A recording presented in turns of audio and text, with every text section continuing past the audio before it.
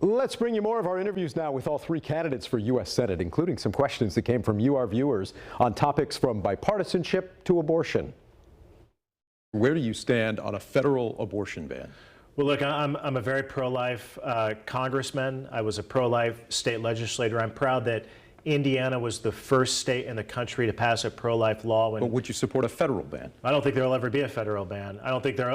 In fact, I can tell you with full confidence that won't even be something that will be voted on. President Trump has made that clear. If he's president, there will be no federal abortion ban, and we know the Democrats don't support it. But if you had 60 seats in the Senate, would you support it? Yeah, I'm not going to speculate because I don't know what that will look like. Conversely, I'll ask you. Do you think there should be any limits on abortion? Do you support Vice President Harris's call to codify abortion rights into federal law? Definitely codify abortion rights into federal law.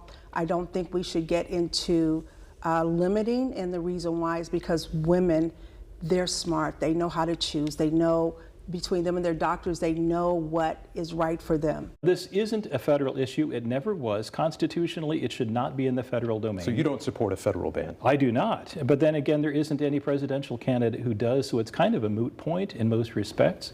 The real issue here is that our culture has become very anti-life. And that's really the issue that we have to address. A number of other topics that our viewers have asked about. A question here from Deanna Shelley, who asked, what do you suggest to handle the intense divide in our country? How do you persuade people in Washington, D.C. to work together? Well, I mean, America is divided.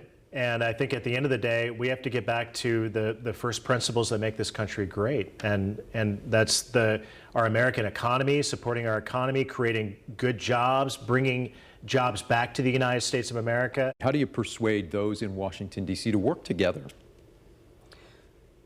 You know, I think that there has been a concerted effort to keep that division there.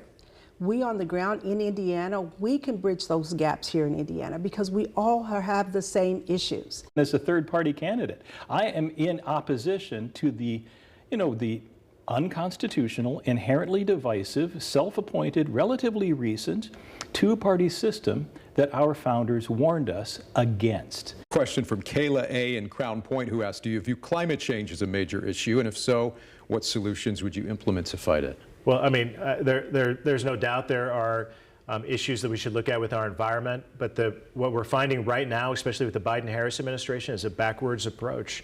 We're killing energy production because of so-called climate change concerns. What solutions would you implement to combat it?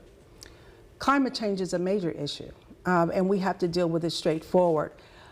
We have to bring everyone to the table about this issue and quit denying it. You know, my opponent denies climate change, so we have to first quit denying it because it's holding up progress. There's so many aspects to that question that I probably don't have time to address it fully, but climate change is a certainty. It happens all the time. I'm very green, but I also don't believe that, I think the only argument people really have is the rate of change. Bob in Carmel asked, how do you assure Hoosiers you won't fall in line with whatever your party's leadership says to do or how to vote? Yeah, I have a record, 8 years in the House of Representatives, 6 years before that in the state Senate. And at the end of the day, my job is to represent Hoosiers. I've never been a party person, but most of my values, I'd say the vast majority of my values align with the Democratic Party. So we're in line there. But if there's something where they're wrong about, I'm willing to say they're wrong and go the other direction. Are there things in recent years that you felt that way about, that you felt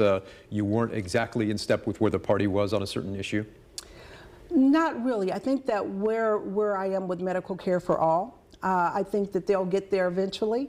I understand the ACA and trying to make sure that the most amount of people are covered, but we're all moving in the same direction. A question that kind of goes along those lines in terms of party loyalty from Jeff in Indianapolis, and it's a question that J.D. Vance faced in the debate recently as well. In your view, who won the presidential election in 2020? Well, the election in 2020 was, in my opinion, very unfair. States that changed their election laws to all mail-in ballots or allowed ballots to be counted long after Election Day, in my opinion, that was done unconstitutionally. So I think the election in 2020 was very, very unfair, rigged perhaps. Do you think he lost the election? Do you think President Trump lost the election? I believe that if the same rules applied in 2020 that applied in 2016, Donald Trump would be president today. Senator Braun in our debate recently said he did believe President Trump lost the election. I'll repeat myself. If the same rules applied in 2020 that we had in 2016, Donald Trump would have won the election. All right, so Banks there with a somewhat different answer than Senator Braun, who acknowledged that President Trump did indeed lose in 2020. Stick around. We're back to wrap things up with this week's winners and losers next.